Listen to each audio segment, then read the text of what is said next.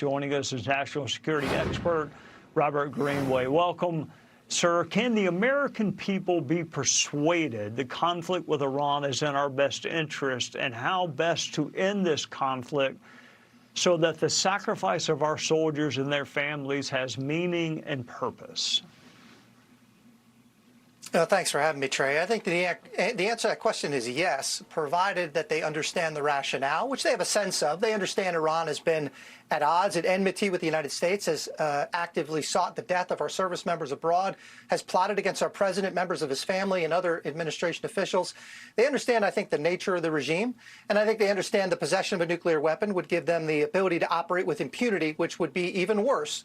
I think that part has been made. I think what everyone is looking for is a path through this in which the burden, the economic cost in blood and treasure is not overcome or overshadow the benefits of that. And I think that that is still an open question for many Americans. But I do think that, as you said, that diplomacy is the odds of successful diplomacy have so far in the history of the regime have proven faultless. And I think under the current circumstances, it's unlikely, although laudable, to pursue a diplomatic approach. Ultimately, the use of force will deny them the means and the opportunity, even if they retain the motive. All right, let me ask you about Ukraine. It continues to punch above its weight. How is that happening, and how long can it last? Because it certainly seems like, I mean, they have outlasted all the predictions, and it seems like they're going on offense a little bit.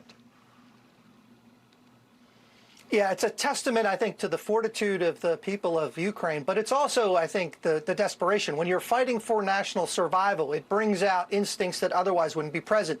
And they have managed to muster those and to employ them effectively against a much larger, numerically superior opponent. But they've proven that there are systemic weaknesses on the Russian side of it, and they have exposed all of them. And now they're going after the energy infrastructure and the maritime delivery means, which are really bringing the country that they oppose to a grinding halt. The United States has provided critical support and assistance, offensively and defensively, and I think that there's room to do more, as well as to bring economic pressure to bear, to bring Putin to the table, and to discuss the really hard parts about bringing this conflict to an end.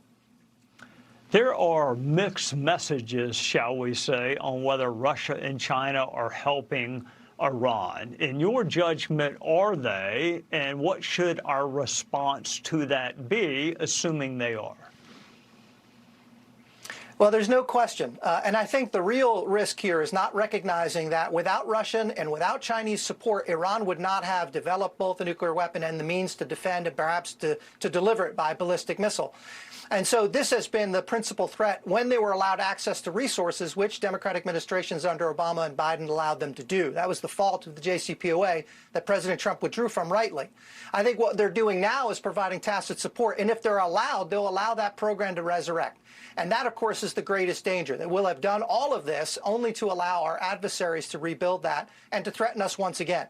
And we'd have to repay and essentially cover the same ground twice. Well, these threats, these adversaries have always been interconnected, and they remain so. And I think President Trump recognizes it, which is why his critical actions to control energy markets both starves Moscow and constrains Beijing, all while going after both Venezuela and Iran. It's highly strategic, and ultimately it's the right move.